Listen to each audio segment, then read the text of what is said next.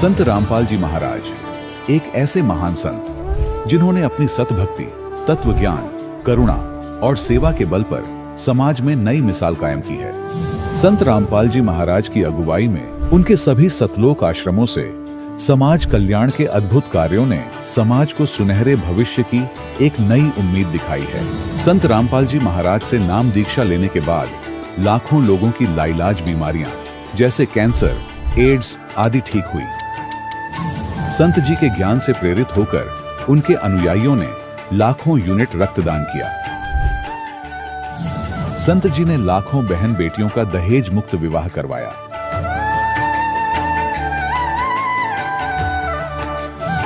संत जी ने लाखों लोगों का नशा छुड़वाया, करोड़ों उजड़े परिवार बसे। संत जी के आश्रमों में समागम के दौरान निःशुल्क नेत्र चिकित्सा, दंत चिकित्सा प्रदान की जाती है। संत रामपाल जी महाराज द्वारा समय समय पर पर्यावरण संरक्षण के उद्देश्य से बड़े स्तर पर वृक्षारोपण किया जाता है। संत जी ने जरूरतमंदों को तत्काल राहत पहुंचाने के लिए एम्बुलेंस सेवा शुरू की। संत जी अपने अनुयायियों को देहदान के लिए प्रेरित करते हैं, जिससे मानवता की सेवा और चिकित्सा क्षेत्र में सुधार हो सके। संत रामपाल जी महाराज के सभी आश्रमों में हर रोज निःशुल्क भंडारा आयोजित किया जाता है, जहां हर वर्ग, हर जाति और हर धर्म के लोग एक साथ बैठकर भोजन करते हैं।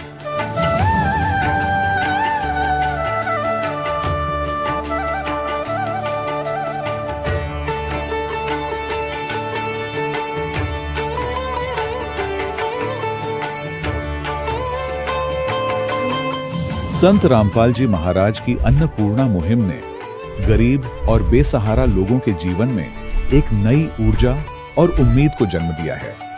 घर घर खाद्य सामग्री और जरूरी मदद पहुंचाकर संत रामपाल जी महाराज ने लोगों को दुख और मजबूरी से लड़ने की ताकत प्रदान की है।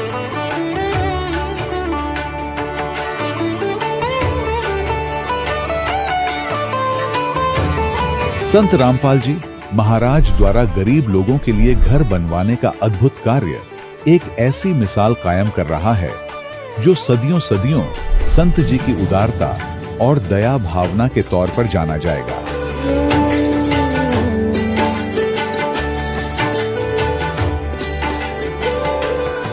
संत रामपाल जी महाराज के आश्रम में हजारों बुजुर्गों को सम्मान और प्यार के साथ जीवन जीने का अवसर मिलता है। उनके खाने, रहने और स्वास्थ्य की पूरी जिम्मेदारी संत रामपाल जी महाराज उठाते हैं। अनाथ बच्चों के लिए संत रामपाल जी महाराज के सभी आश्रम किसी वरदान से कम नहीं।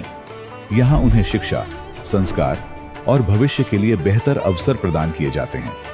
चाहे बाढ़ हो, भूकंप या महामारी, संत रामपाल जी महाराज और उनके अनुयायी हमेशा ही जरूरतमंदों के लिए सबसे आगे खड़े रहते हैं। कोविड महामारी के दौरान संत रामपाल जी महाराज के आश्रमों से करोड़ों लोगों के लिए भोजन, दवाइयां और जीवन रक्षक सामग्रियां उपलब्ध कराई गई। चाहे गरीब की मदद हो या किसी शोषित और पीड़ित वर्ग के हक और सम्मान की लड़ाई, संत रामपाल जी महाराज ने हमेशा ही उनकी दबी आवाज को सरकारों तक पहुंचाया है और उन्हें उचित न्याय दिलवाने में अहम भूमिका अदा की है। समाज में आध्यात्मिक और सामाजिक मूल्यों के प्रति जागरूकता लाने में संत रामपाल जी महाराज हर कदम पर मानवता के सच्चे सेवक साबित हुए हैं। संत रामपाल जी महाराज का जीवन हमें सिखाता है कि सच्ची सेवा वही है जो निस्वार्थ भाव से की जाए। आइए हम भी इस महान सेवा के कार्य में इस महान संत से जुड़ें और संत रामपाल जी महाराज से नाम दीक्षा लेकर अपने जीवन को धन्य बनाएं।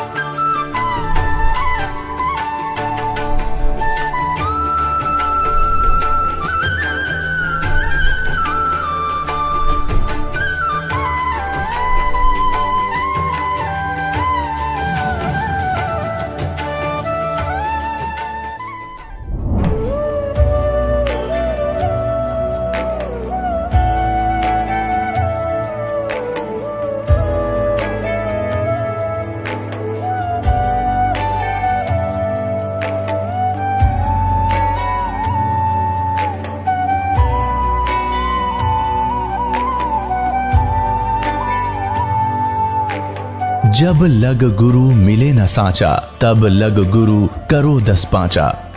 क्या गुरु बदल सकते हैं? क्या गुरु बदलने से पाप लगता है? आध्यात्म के इस मैदान में आखिर सही गुरु कौन है?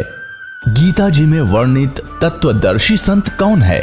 इन सभी प्रश्नों के उत्तर जानने के लिए अवश्य सुनिए जगत गुरु तत्वदर्शी संत रामपाल जी महाराज के मंगल प्रवचन। सत साहिब दर्शकों, इस दुख भरे नाशवान लोक में जहां कहीं भी कभी भी दुख और कष्ट किसी भी मोड़ पर हमारा पीछा कर सकते हैं, वहीं ब्रह्मपाल जी की कहानी हमें यह सिखाती है कि सत भक्ति के बिना जीवन कितना कठिन हो सकता है। बुलंदशहर उत्तर प्रदेश के रहने वाले ब्रह्मपाल जी ने 28 साल तक भारतीय सेना में कैप्टन के रूप में सेवा दी। एक समय इनकी जिंदगी में देवी देवताओं की पूजा, व्रत, गंगा स्नान और राधा स्वामी पंथ का महत्वपूर्ण स्थान था। दुख और परेशानियों का सिलसिला तब शुरू हुआ जब इनका एक बेटा एक हादसे में चल बसा। इनके दूसरे बेटे की बीमारी ने इनकी चिंताओं को और बढ़ा दिया। इनके बेटे की दोनों किडनियां फेल हो गईं और इलाज में पैसे खत्म हो गए। आर्थिक स्थिति इतनी बिगड़ गई कि उन्हें भारी आर्थिक संकट का सामना करना पड़ा। अंततः उनके दूसरे बेटे की भी मृत्यु हो गई। इन भयंकर दुखों ने ब्रह्मपाल जी को अंदर से पूरी तरह तोड़ दिया। जब सभी पुण्य समाप्त हो गए और जीवन अंधकारमय हो गया, तब ब्रह्मपाल जी को तत्वदर्शी संत रामपाल जी महाराज के बारे में पता चला। उन्होंने संत रामपाल जी महाराज से नाम दीक्षा ली, जिसने उनके जीवन में एक नया सवेरा ला दिया। अब आप स्वयं ब्रह्मपाल जी की जुबानी सुने उनकी दुख भरी जीवन कहानी। नमस्कार सर। नमस्कार सर। सर क्या नाम है आपका? सर मेरा ब्रह्मपाल सिंह नाम है। सर कहाँ से हैं आप? सर मैं गांव पिपाला, जिला बुलंदशहर, उत्तर प्रदेश का रहने वाला हूं। सर संत रामपाल जी महाराज से नाम दीक्षा आपने कब ली? संत रामपाल जी महाराज जी से मैंने नाम दीक्षा 20 अक्टूबर 2011 को ली। सर क्या काम करते हैं आप? सर मैं इससे पहले आर्मी में सर्विस करता था और 28 साल सर्विस करने के बाद में ऑलरेडी कैप्टन के रैंक से जो है मैंने रिटायरमेंट ली है। सर संत रामपाल जी महाराज से नाम दीक्षा लेने से पहले क्या आप कोई भक्ति साधना भी करते थे? संत रामपाल जी महाराज जी के नाम दीक्षा लेने से पहले सर मैं जो जगत में आम सभी जो मेरा परिवार भक्ति करता है, जैसे कि ब्रह्मा विष्णु महेश, दुर्गी माता, गणेश जी आदि जो ये पूजा थी, इनकी हम पूजा किया करते थे। जहाँ भी हमें मालूम पड़ता था कि ये मंदिर अच्छा है, उस मंदिर में जाया करते थे। या हफ्ते में कम से कम 3-4 दिन ऐसे आते थे जो कि हम व्रत भी रखते थे, गंगा स्नान के लिए भी जाते थे। जैसा जैसा जो है हमें समय मिलता था, जैसे कि हम आर्मी में थे तो हम ऑल इंडिया जो है इधर उधर जाने को मौका मिलता था। सभी धार्मिक स्थानों को देखने की इच्छा भी होती थी और वहाँ जा कर के हम अपने मन से वहाँ कुछ कामना भी जो है मांगा करते थे या वहाँ कुछ वादा करके आते थे कि अगर ऐसा मुझे लाभ हो जाएगा तो मैं आपके द्वारा दर्शन करूँगा। इस प्रकार जो है हम जो है भक्ति करते थे। सर फिर आप संत रामपाल जी महाराज की शरण में कैसे आए? 2004 के अंदर मैं राधा स्वामी से जुड़ा था और 11 के लास्ट तक वहाँ जुड़ा रहा। वहाँ पर जो है सत्संग भी अटेंड करते थे और उनकी किताबें भी पढ़ते थे। जब किताबों में हमने देखा कि राधा स्वामी के मुख्य जो संत हैं शिवदयाल जी, और उनके बारे में हमने पढ़ा कि इनके तो कोई गुरु ही नहीं थे, तो हमने आपस में विचार विमर्श किया अपने भक्तों में कि भाई जब हमारे गुरु जी के गुरु नहीं है तो ये हमारा कल्याण कैसे करेंगे। इस प्रकार वहाँ से भी जो हमारा मन हटता गया। सर आप पारंपरिक भक्ति साधना कर ही रहे थे और राधा स्वामी पंथ में भी आपने भक्ति साधना की, गुरु बनाए, तो फिर संत रामपाल जी महाराज की शरण में आने का क्या कारण बना? इससे पहले पहली भक्ति जो करता आ रहा था, उसके बाद में जब बड़ा लड़का ख़त्म हो गया तो उसके 8 साल के बाद में मेरा एक छोटा लड़का था जो कि पढ़ाई लिखाई पूरी करने के बाद में मर्चेंट नेवी में उसने अपना जॉब जो है अटेंड किया था और वहाँ पर वो क्या नाम है डेक कैडेट में शिप कैप्टन था। लेकिन वहाँ पर जैसे वो सर्विस करता था वहाँ पर उसको पानी सूट नहीं हुआ और उसकी तबीयत वहाँ पर ख़राब हो गई। ख़राब होने के बाद में 1-2 बार के बाद में हमने उसको वहाँ से इस्तीफा दिलवा दिया कि अभी आप यहाँ सर्विस नहीं करोगे, क्योंकि हम तो पहले ही जो है दुखों के मारे हुए थे। मैंने उस लड़के को जो वापस बुला लिया। वापस बुलाने के बाद में धीरे धीरे जो है उसका ट्रीटमेंट कराया, लेकिन ट्रीटमेंट जो है कोई सफलता हमें नहीं मिली। आखिर एंड ये हुआ कि वहाँ के मेरठ के डॉक्टरों ने उस लड़के को जो है सर गंगाराम दिल्ली को फॉरवर्ड कर दिया। वहाँ पर मैं और मेरी पत्नी उसको दोनों लेके चले गए। वहाँ पर हम लगभग 6 महीने वहाँ पर जो है बच्चे का ट्रीटमेंट कराया। उसकी दोनों किडनी जो है ख़त्म हो गई थी, और जिससे कि उसकी वहाँ पर जो है कोई हमें कामयाबी नहीं मिली।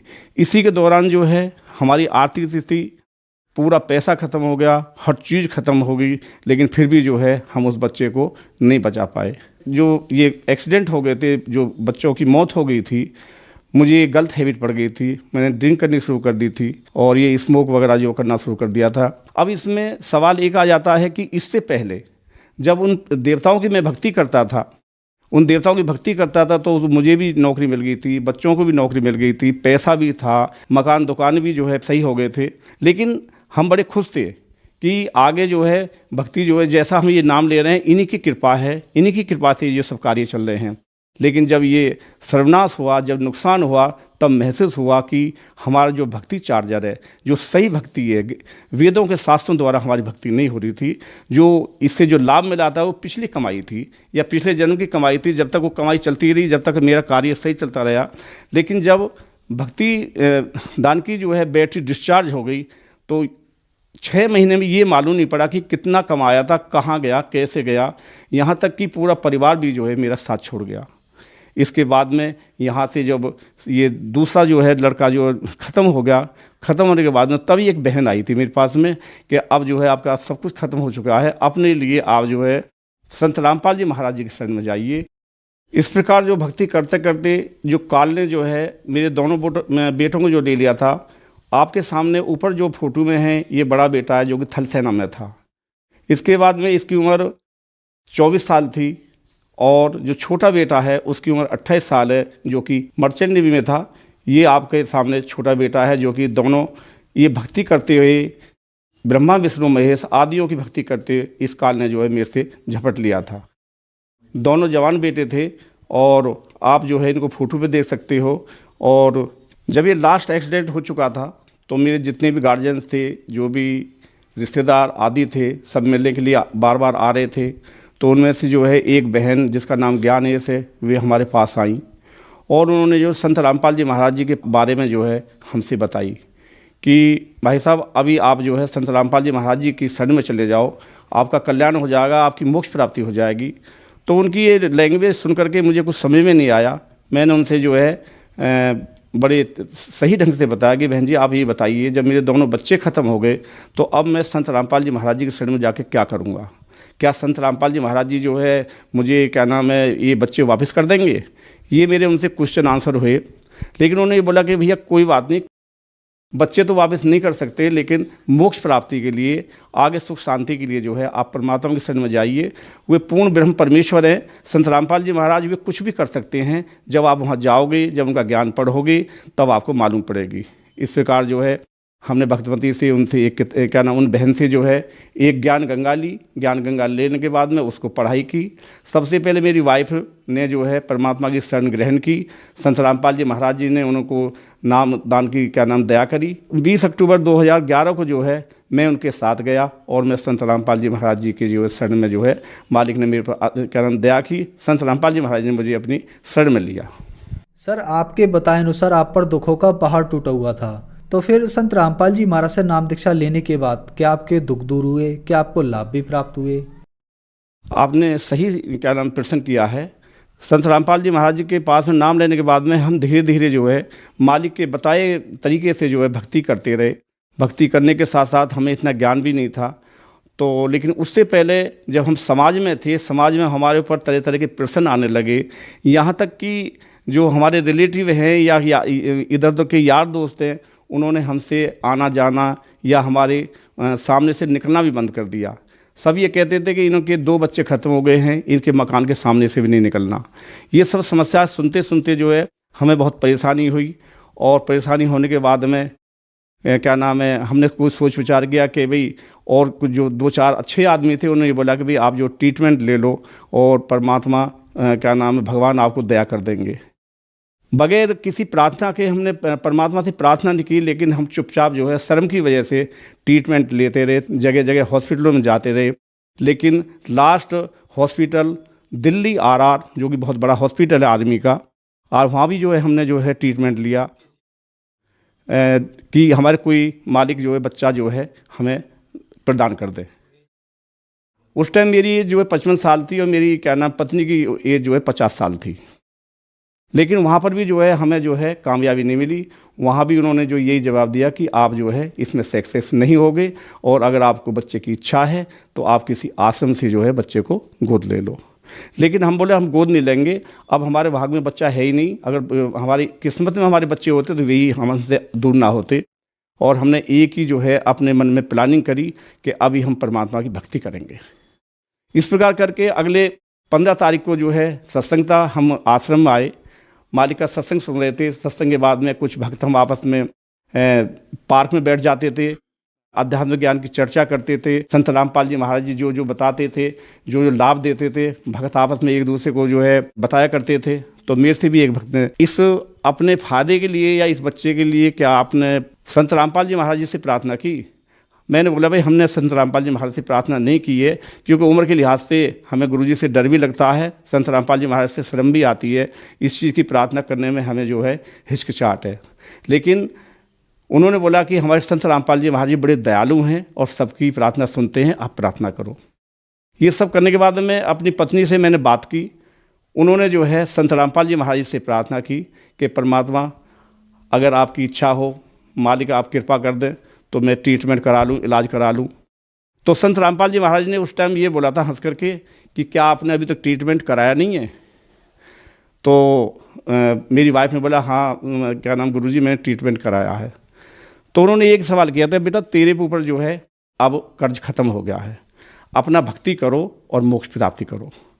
लेकिन उन्होंने जिद की कि परमात्मा जो समाज की जो बातें आ रही हैं वे बाहर नहीं निकलने देती हैं, आप कृपा कर दो और मुझे क्या नाम है आशीर्वाद दे दो। तब संत रामपाल जी महाराज ने बोला था कि ठीक है बेटा जाओ इलाज करा लो। वहाँ से जो है चलने के बाद में इलाज की प्रक्रिया शुरू हुई। शुरू होने के 4 महीने के बाद में हमारी वाइफ को जो है जिसको MC पीरियड बोलते हैं, MC पीरियड आया, जो कि इससे पहले 2 साल पहले बंद हो चुका था। और इतना MC पीरियड आया कि हम भी घबरा गए थे कि इतनी ब्लीडिंग करने के लिए मुझे डॉक्टर के पास उनको ले जाना पड़ा। तो ये ले जाने के लिए हम नोएडा कैलाश अस्पताल में गए। वहाँ पर हमने चेकअप करवाया और चेकअप कराने के बाद में वहाँ के डॉक्टरों ने ये एक फैसला दिया कि इनका ऑपरेशन करना पड़ेगा और इनकी बच्चादानी निकालनी पड़ेगी। ये सब करने के बाद में जब हमारी फाइल लग गई और वो हमें जो है ऑपरेशन की डेट भी दे दी गई कि आप इस डेट को जो है ऑपरेशन के लिए आओगे। उससे पहले हम आशीर्वाद लेने के लिए अपने संत रामपाल जी महाराज जी के आश्रम में गए, उनकी शरण में गए हम। तो भगवती ने वहाँ प्रार्थना की कि परमात्मा मेरा तो जो है अभी ऑपरेशन होना है। तो वहाँ पर भी कि मालिक ने संत रामपाल जी महाराज जी ने ये हंस करके बोला था कि किसका ऑपरेशन, क्या ऑपरेशन, कोई ऑपरेशन नहीं होगा, चलो सेवा करो, भक्ति करो। ये कह करके जो है हम वहाँ से आ गए, परमात्मा आगे जो आशीर्वाद के लिए भक्तों में बढ़ गए और भगतमती जो है वापस जो है अपने पंडाल में आकर के बैठ गई और इसी चिंता में लगी रही कि आगे होना क्या है। लेकिन उस दी हुई डेट पर जो है हम दोनों कैलाश अस्पताल नोएडा वहाँ गए। जाने के बाद में हमारी जो है उस डेट की वहाँ पर OT में जो है बुकिंग थी। और जब वहाँ पर गए तो जाने के बाद में भगतमती जो है ऑपरेशन थिएटर में जाने के लिए तैयारी करते हैं एक पेशेंट को, इनको तैयार किया और वहाँ जाने के बाद इनकी फ़ाइल जो है स्ट्रेचर पर रख दी गई। वहाँ जब उसमें सब कुछ देखा तो उस फाइल के अंदर जो ऑपरेशन की डेट थी या जिस कारण ऑपरेशन होना था उसमें हर चीज़ ओके लिखी हुई थी कि और जब OT में जो डॉक्टर आते हैं वे फाइल को चेक करते हैं कि किस कारणवश जो है ये पेशेंट यहाँ पर है, क्योंकि वहाँ भीड़ अधिक रहती है। तो ये तमाम चीज़ जो है वे डिटेल में चेक करते हैं। जब डॉक्टर साहब ने देखा कि आपके तो हर चीज़ ओके है, इसमें ऑपरेशन नहीं है, तो ये भी एक चमत्कार की बात है। संत रामपाल जी महाराज जी की मेहरबानी है जो उन्होंने बोला था कि कोई ऑपरेशन नहीं होगा। पेशेंट को वापस कर दिया गया और इनका ऑपरेशन नहीं हुआ। इसी के दौरान मालिक की कृपा से अगले 9 महीने में मालिक की ऐसी रजा हुई कि इस झोंपड़ी के अंदर मालिक की दया से, संत रामपाल जी महाराज की दया से एक बच्चे ने जन्म लिया। हमने प्रार्थना की थी, संत रामपाल जी महाराज से प्रार्थना की थी कि हम तो परमात्मा ओवर एज हैं, भगतमती के लिए मना कर दिया, डॉक्टर ने मेरी मना कर दिया है और सब सिस्टम जो है जो डॉक्टरी लाइन के हुए फेल बता दिए गए हैं। तो मालिक ने बोला कि बेटा चिंता मत करो, मैं अपने कोटे से आपको एक हंस दूंगा, एक लाल दूंगा। तो तो परमात्मा ने वो करके दिखाया और उस बच्चे ने इस घर में जन्म लिया। आज वो बच्चा जो है 7 साल का हो चुका है। आपके सामने अभी आप देख सकते हो, जो संत रामपाल जी महाराज जी ने हमारे ऊपर कृपा की थी, वो बच्चा अपनी क्या नाम है मम्मी की गोदी में है।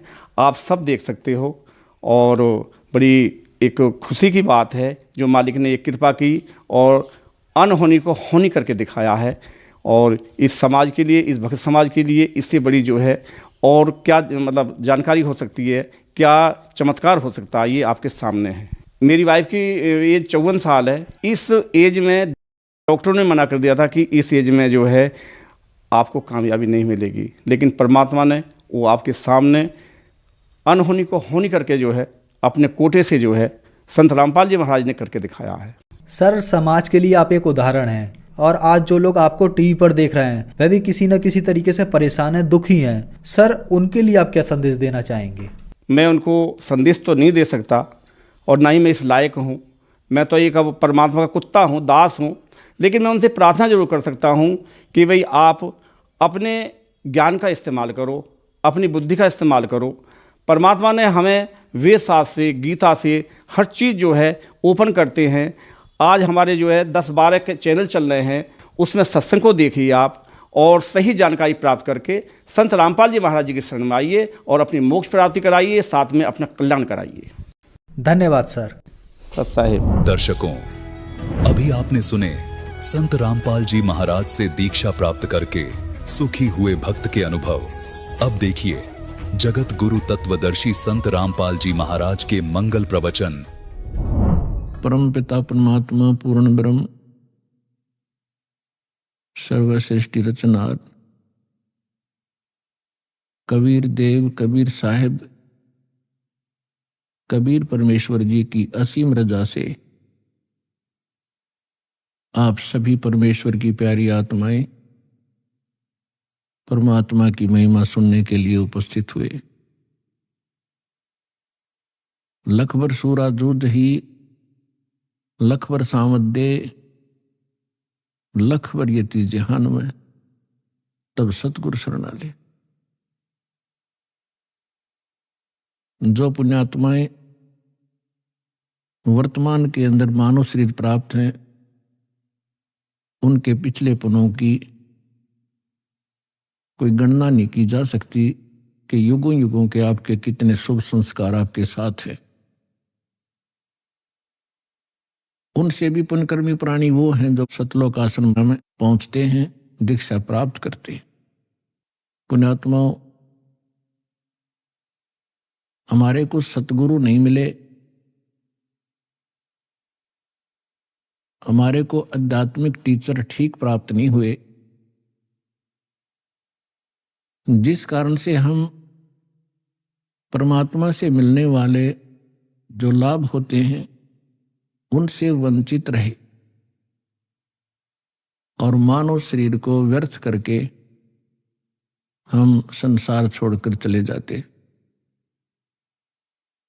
आगे चल के ना जाने कितने कष्ट हम उठाया करते थे, उनका हमें ज्ञान नहीं था कि इससे आगे भी कुछ है। अब परमात्मा के इस तत्व ज्ञान से, इसके प्रकाश से हमें वर्तमान का और भविष्य का और भूत की जानकारी होने लगी। भूत की कैसे है, वर्तमान की कैसे है और भविष्य की कैसे हुई। आज कोई दुखी है वो अपने पाप से है, आज कोई सुखी है तो अपने पुण्य से है।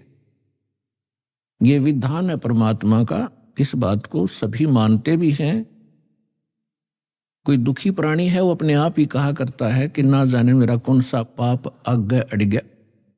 और जो सुखी होते हैं उनके विषय में सभी कहते हैं भाई गणे अच्छे कर रखे थे आपने पिछले जन्म में।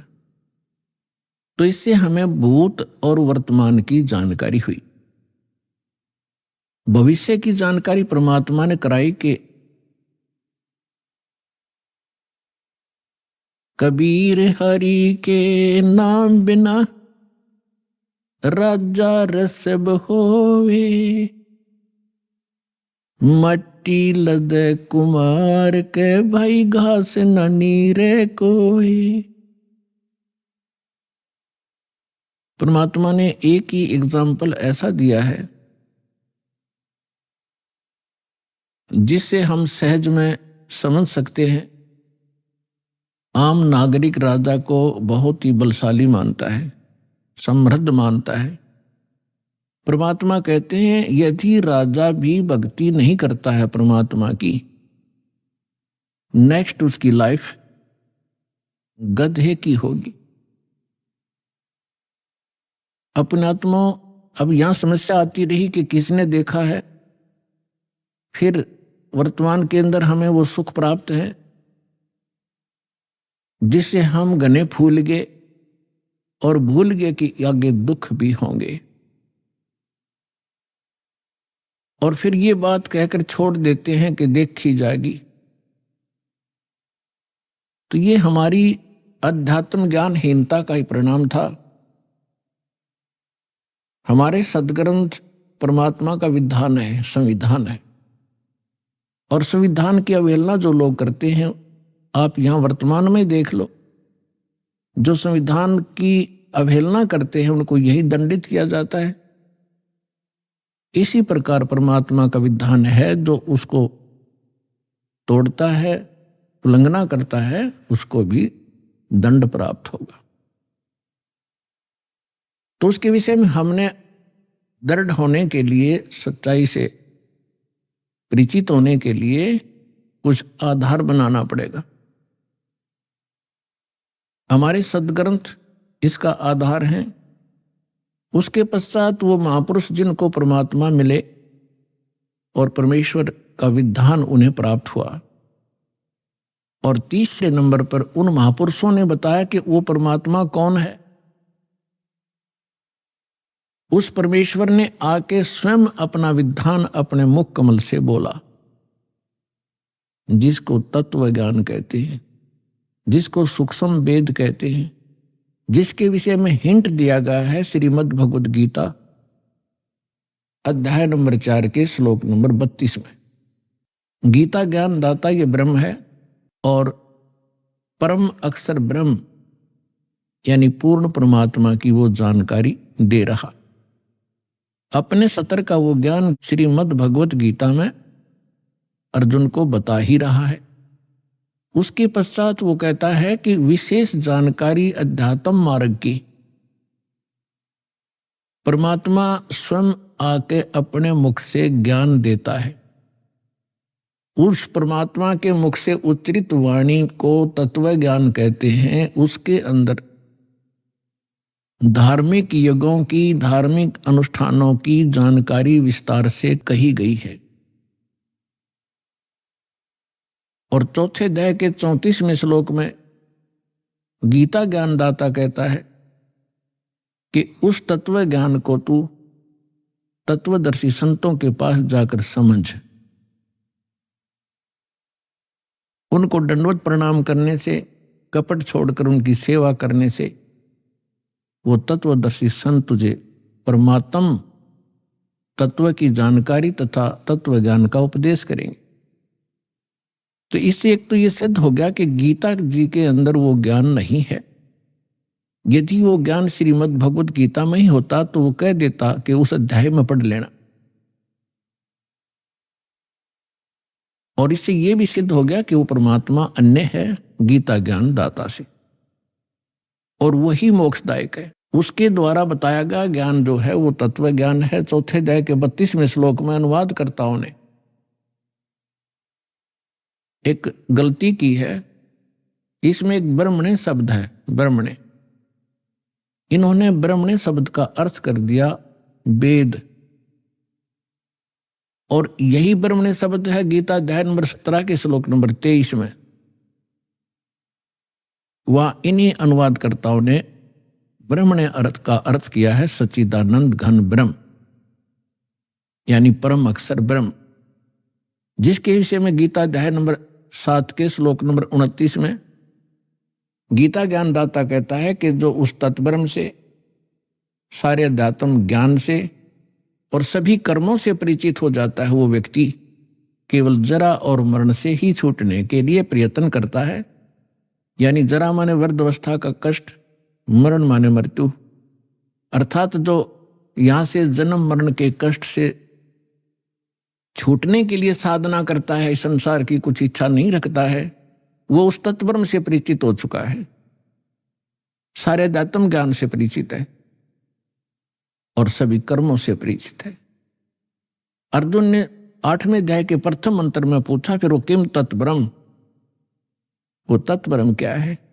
गीता ज्ञानदाता ने 8वें अध्याय के 3रे श्लोक में बताया कि वो परम अक्षर ब्रह्म है, यानी गीता ज्ञानदाता से अन्य है वो। तो हमने अपने इस अध्यात्म मार्ग में आगे बढ़ने के लिए कुछ आधार बनाना पड़ेगा। अब तक हम जिस भी संत या पंथ में गए या उनका कोई अनुभव हमने पढ़ा, उनके तकरीबन विचार भिन्न मिलते, उनकी साधनाओं में बहुत अंतर मिलता।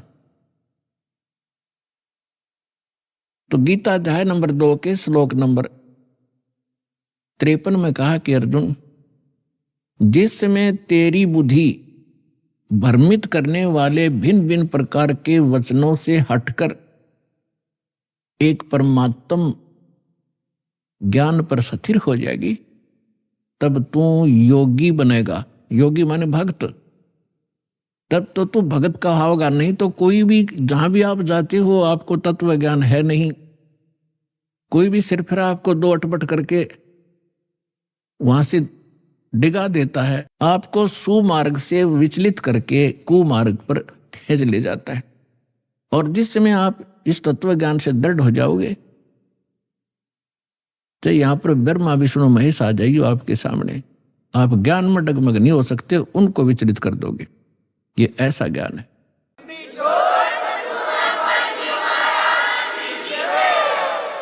और तभी हम अपनी मंजिल पर पहुंचेंगे।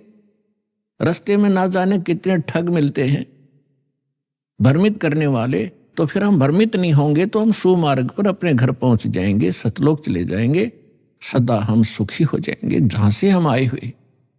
अभी तक हमें यही नहीं मालूम था हम आए कहां से हैं, हम यहां जन्म और मर क्यों रहे हैं।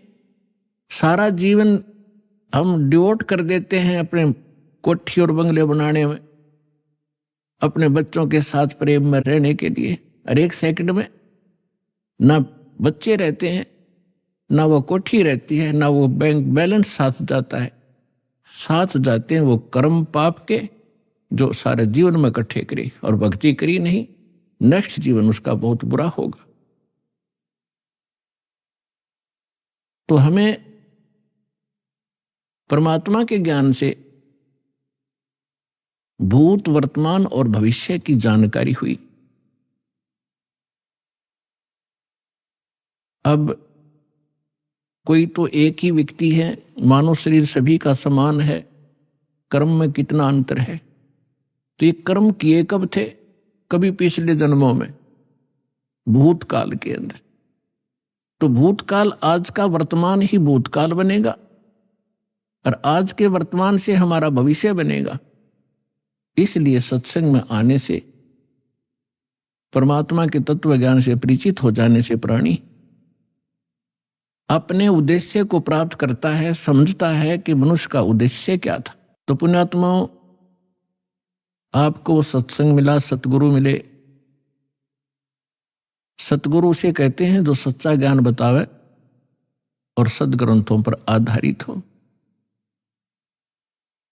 इस दास के जितने वचन होंगे उन महापुरुषों की वाणी जिनको भगवान मिले, और वो हमारे प्रमाणित सदग्रंथ होंगे जिनको हम आज तक श्रेष्ठ और सत्य मानते रहे हैं। श्रीमद् भगवद गीता अध्याय नंबर 16 के श्लोक नंबर 23-24 में कहा कि अर्जुन,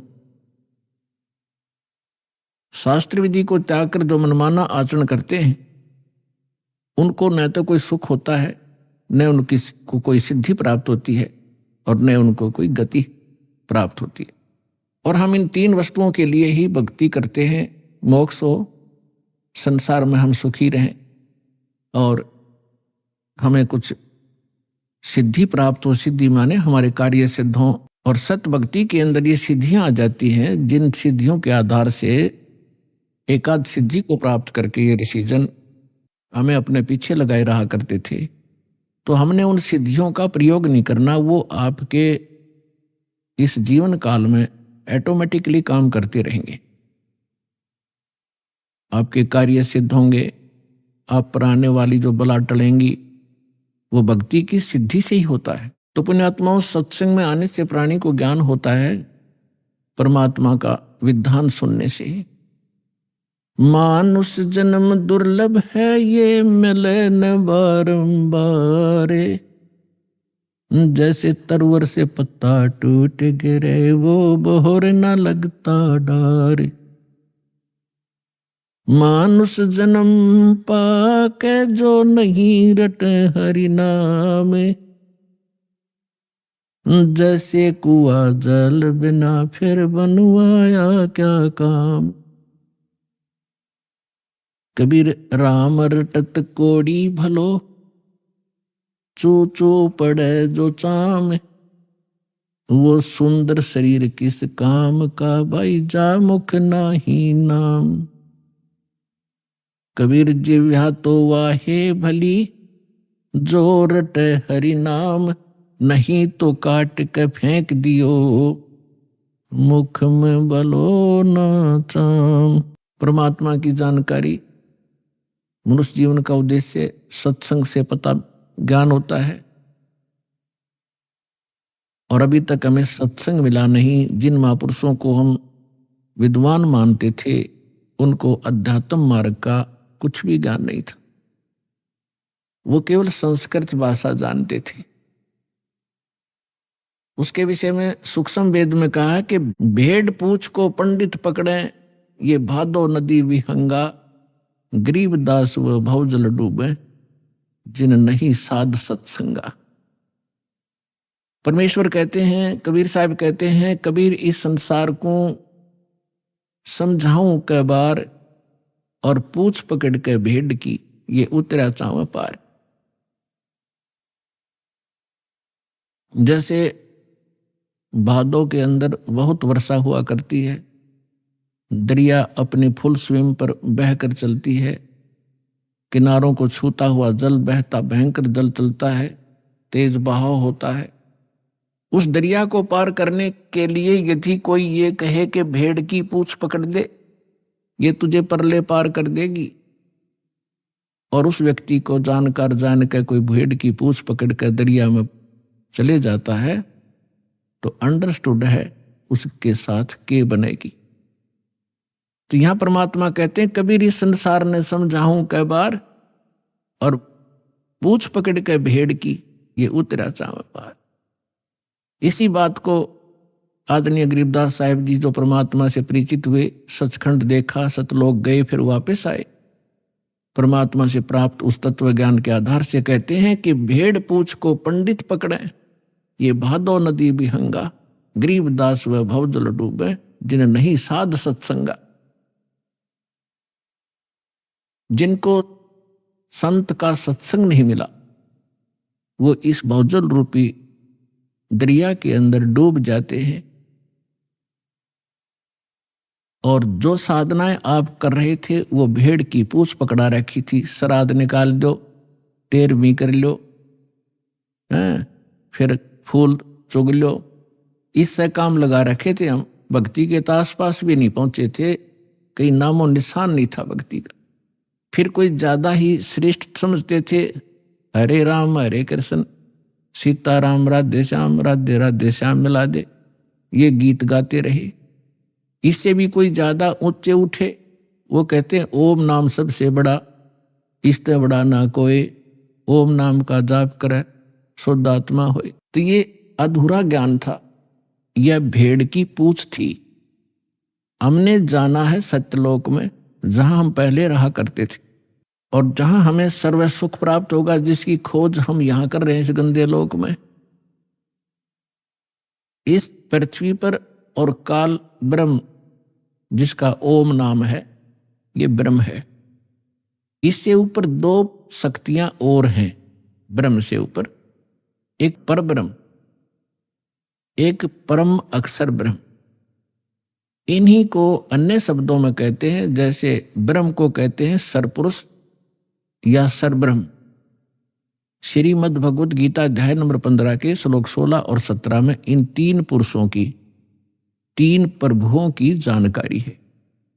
हमारे जो गुरु थे, हमारे ऋषि महर्षि थे, ये हमारे सदग्रंथों अपने सिलेबस से परिचित नहीं थे। ये खाक टीचर थे। जो टीचर अपने सिलेबस से परिचित नहीं है वो टीचर नहीं है। वो लोक वेद सुनाया करते थे, और जिस आधार से हमने, हमारे पूर्वजों ने जीवन नाश कर दिए, आज वो पशु पक्षी भूत योनियों में भोग रहे। और अब उनको राहत दिलाने के लिए कहते हैं श्राद्ध निकाल दो, फलान कर दो। वो मनमाना गधा बन रहा हो और यहाँ उसके श्राद्ध निकाल रहे। ये कोई बात हुई? हम शाने नहीं थे, हमें ज्ञान नहीं था, तो परमात्मा ने दया बख्शी है, आपको शिक्षित किया, और शिक्षित करके फिर दास को इस ज्ञान से युक्त किया। उससे पहले आपके लिए ये इंस्ट्रूमेंट बनवाए ताकि ये बच्चे घर बैठे समझ सके, सदग्रंथों को रूबरू कर किया जाए। अभी तक हम शिक्षित ना होने से एक सिरफरा 4 वाणी 4 श्लोक गीता या वेद के घोट लेता, हम उसके मुंह की तरफ देखते रहते, बड़ा विद्वान है, वाह भाई वाह, बड़े संस्कार जानता है। भाषा का जानना अलग चीज है, अध्यात्म का जानना ये विशेष ज्ञान है। तो जो प्रसंग चल रहा था कि जब तक हम अपने सदग्रंथों से परिचित नहीं होंगे तब तक हमें विश्वास नहीं होगा कि सचमुच हम जो सुना करते थे वो सत्य था या असत्य था। क्योंकि आज हम शिक्षित हैं, सदग्रंथ हमारे पास है, जिनके ऊपर आज तक हम लाखों वर्षों से आधारित रहे हैं, और आज वही हमें क्या संदेश दे रहे हैं तो एक मिनट में समझ जाओगे, क्योंकि परमात्मा ने आपको शिक्षित बनाया है। तो यहां समस्या हमारे सामने यही अड़ी रही कि हम स्वयं परमात्मा के ज्ञान से परिचित ना होने से ऐसे ही भटकते रहे, किसी ने जो मार्ग दिया उसी को हम जाप करने लगे। तो यहां 3 पुरुष हैं, एक सरपुरुष, सरब्रह्म भी कहते हैं इसी को, दूसरे शब्दों में इसको ईश कहते हैं। ईश, ईश्वर, परमेश्वर, ये 3 अलग अलग प्रभुओं की जानकारी है। ब्रह्म, परब्रह्म, परम अक्षर ब्रह्म, इन्हीं को अन्य शब्दों में सरपुरुष, अक्षर पुरुष, परम अक्षर पुरुष या परम अक्षर ब्रह्म कहो। जो तीसरे नंबर का परमात्मा है वो है सबके लिए पूज्य इष्ट रूप में। और बाकी जितने भी ये प्रभु हैं, स्वामी हैं, पहले आपको थोड़ा सा डेफिनेशन ऑफ गॉड बताएंगे कि परमात्मा की परिभाषा क्या है। हम जैसे गणेश जी को भी देव कहते हैं, गणेश देव, ब्रह्मा जी को भी हम भगवान कहते हैं, विष्णु जी को भी भगवान कहते हैं, शंकर जी को भी हम देव कहते हैं, महादेव कहते हैं, और देवी, फिर ब्रह्म को भी हम भगवान कहते हैं, जिसको निराकार निर्गुण कहा करते थे ये हमारे गुरु। तो ये सभी प्रभु हैं, ये सभी स्वामी हैं। जैसे एक तहसीलदार जी को भी साहब कहते हैं, एक डिप्टी कमिश्नर को भी साहब कहा जाता है, कमिश्नर भी साहब कहलाता है, और मंत्री जी को भी साहब कहते हैं, मुख्यमंत्री जी को भी हम साहब कहते हैं, प्रधानमंत्री जी भी साहब कहलाते हैं, और राष्ट्रपति जी भी को भी हम साहब ही कहते हैं। साहब जैसे हम देव कहते हैं, देव कहो, राम कहो, साहिब को हम सत साहिब कहते हैं। जैसे हम कभी विशेष मूड में होते जब कहा करते हैं सच्चे मालिक, सच्चा मालिक कहो, सत्य साहिब कहो। साहब माने भगवान, सत्य माने सच्चा, अविनाशी। तो ये सभी साहब हैं, लेकिन अपने अपने सत्र के साहब हैं। तहसीलदार एक तहसील के अंदर उस सत्र का मालिक है, और इसी प्रकार अन्य जानो, मंत्री अपने एक स्टेट के अंदर एक विभाग का स्वामी है, मालिक है, साहब है। इसी प्रकार मुख्यमंत्री एक राज्य का साहब है, प्रधानमंत्री कई राज्यों के ऊपर मालिक है, साहब है। ऐसे राष्ट्रपति जी को जानो। तो इसी प्रकार ये जितने भी देव हैं अपने सत्र पर ये आदरणीय हैं। जैसे तहसीलदार जी है, उसको भी आप प्रणाम कीजिए, आदर से व्यवहार कीजिए, वो भी आपका काम करेगा। और इसी प्रकार मंत्री जी हैं, मंत्री जी का भी सत्कार कीजिए। यदि आपका प्रधानमंत्री जी के साथ संपर्क है तो ये कहने की आवश्यकता नहीं, ना बताने की, कि नीचे के साहब फिर कितनी आसानी से काम किया करते हैं। करना तो उन्होंने ही है।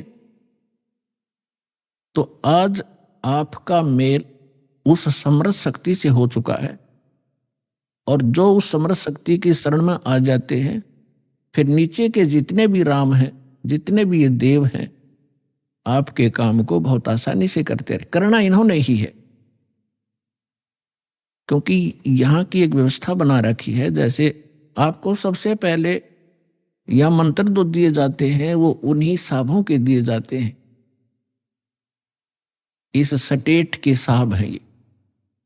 इसके साथ साथ आपको उस परम पिता परमात्मा की भी भक्ति दी जाती है, जिसके साथ होने से ये साहब आपको बहुत आसानी से लाभ देते हैं। इनके ये मूल मंत्र हैं, ये इनकी पूजा नहीं है।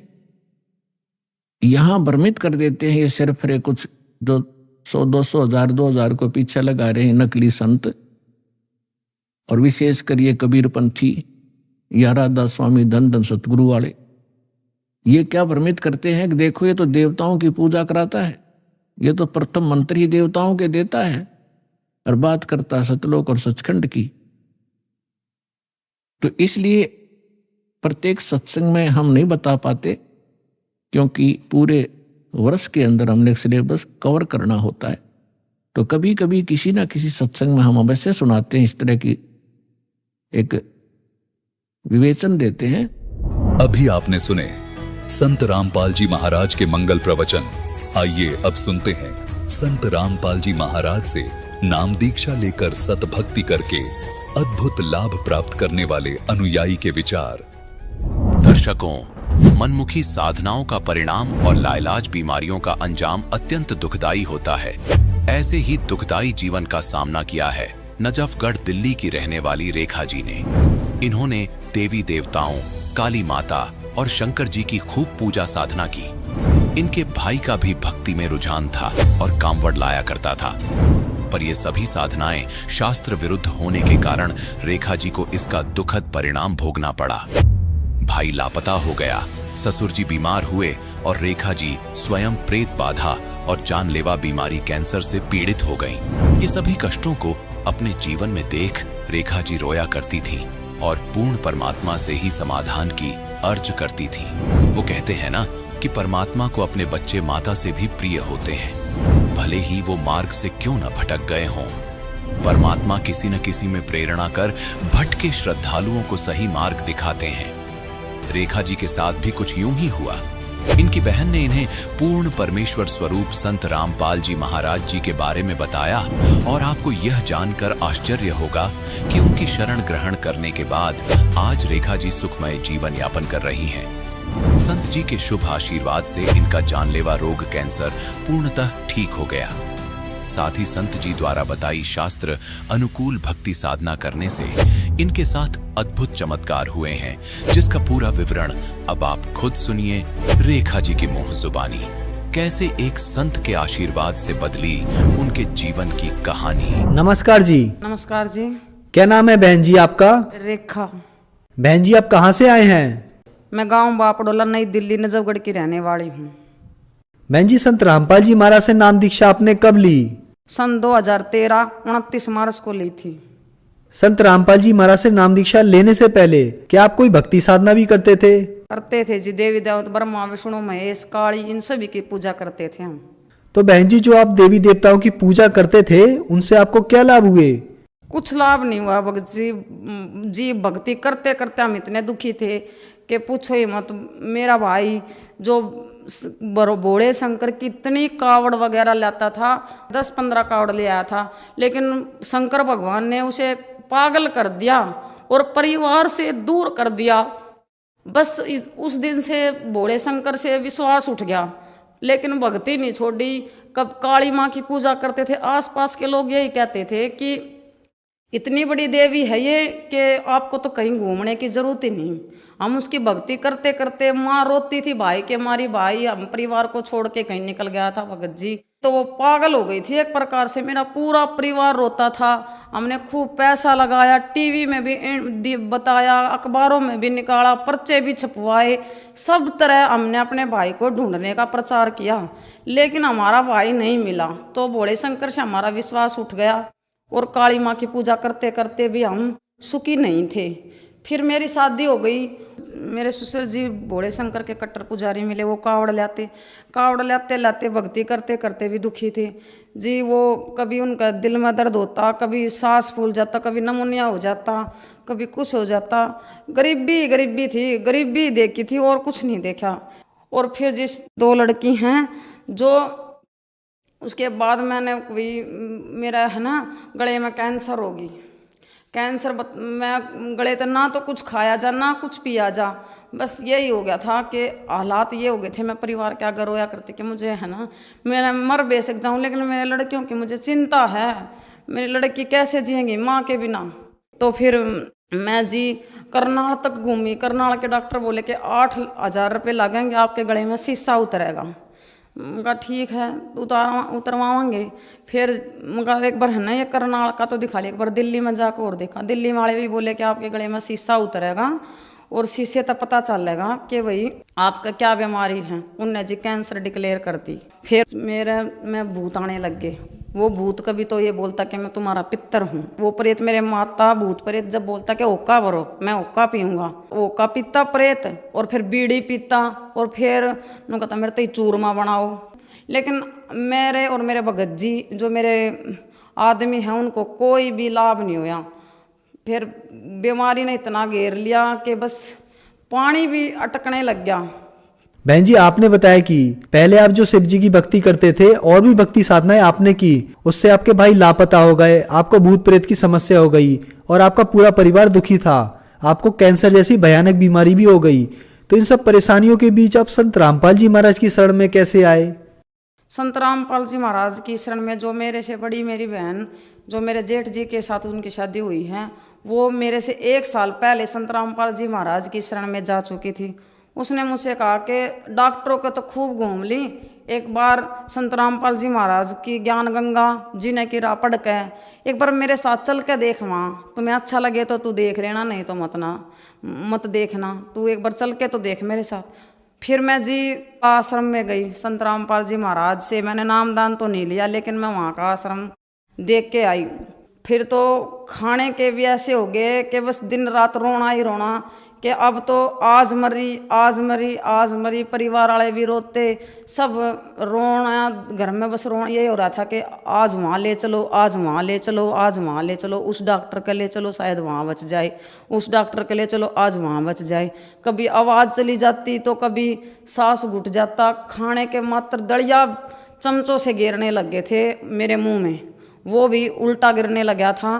तो मैं सोच लिया था कि मेरा भाई बोला करनाल चल, करनाल जो डॉक्टर है वो स्पेशल इसका गला और नाक कान का ही हम वहाँ दिखा। उसने भी बोल दिया कि गले में कैंसर है।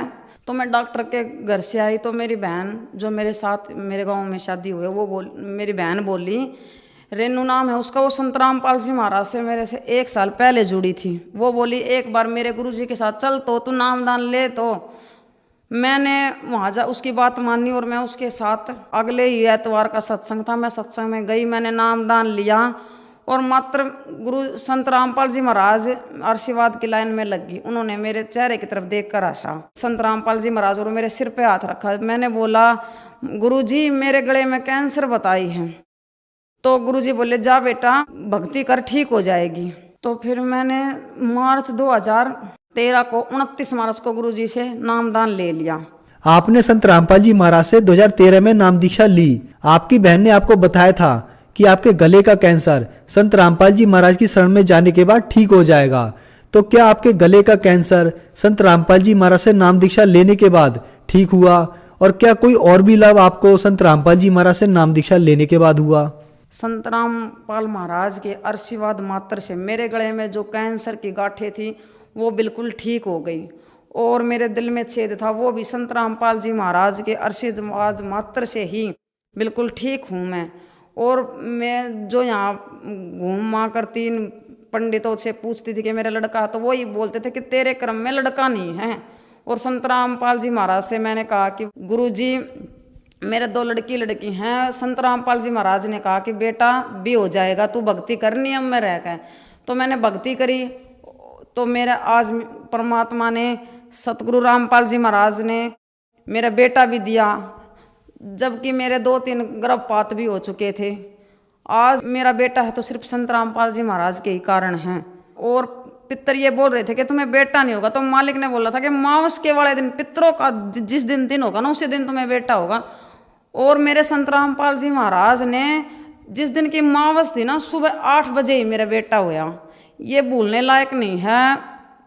और मेरे को संत रामपाल जी महाराज ने जीवन दान बेटा दिया, और मैं एक झोपड़ी मात्र में रहती थी। आज मेरे संत रामपाल जी महाराज ने बढ़िया मकान, बहुत ही बढ़िया मकान बनवाया। जैसे ये हमारे जो है हमारी साथ संगत हमारे सत्संग करने आई थी, तो मेरे मन में ये आ गया था कि मेरा घर तो इतना गंदा है और भगत जी क्या सोचेंगे ऐसा घर। इतना सोचने मात्र से ही मैंने तो अपने संत रामपाल जी महाराज से अरदास भी नहीं लगाई कि मेरा घर गंदा है। महीने भीतर ही ऐसा वो कर दिया कि मेरे घर में टैल पत्थर सब कुछ, आज मेरा घर आलीशान है। मैं संत रामपाल जी महाराज का दिया आज सब कुछ मेरे पास है, नहीं तो हम तो बिल्कुल ये किसी लायक नहीं थे। और फिर किसी कारण से मेरे आदमी की दुकान छूट गई थी, तो बिल्कुल रोड पे आ गए थे हम। मैंने संत रामपाल जी महाराज से अरदास लगाई, गुरुजी हम तो बिल्कुल रोड पे आ गए, एकदम से दुकान अब कहाँ करें। तो संत रामपाल जी महाराज ने बोला कि रोड पे सामान रख लो, भूखा नहीं मरने दूंगा। और आज यही है, मेरे जो पति हैं उनकी दुकान आज इतनी बढ़िया चल रही है कि हमारे घर में किसी चीज़ की भी कमी नहीं है।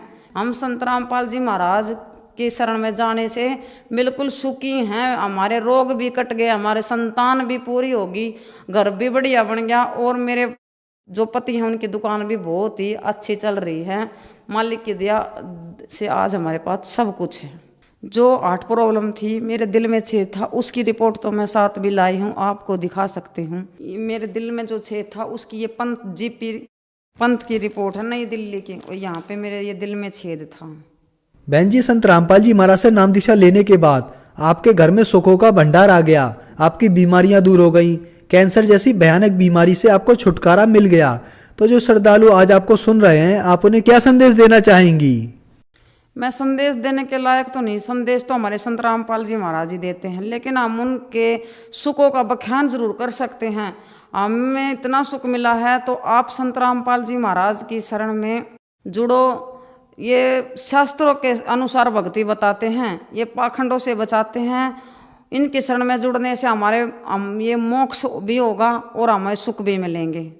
संत रामपाल जी महाराज से नाम दीक्षा कैसे ले सकते हैं? संत रामपाल जी महाराज से कई चैनलों पे आज के टाइम सत्संग चल रहे हैं और जिला वाइज सत्संग होते हैं। संत रामपाल जी महाराज के सत्संग सतल हैं, चैनलों पर सत्संग आता है, उसके नीचे जो पीली पट्टी चलती है उन पे जो फोन नंबर है उन पे संपर्क करके हम अपना नाम दान ले सकते हैं। धन्यवाद जी। धन्यवाद जी। सत साहेब।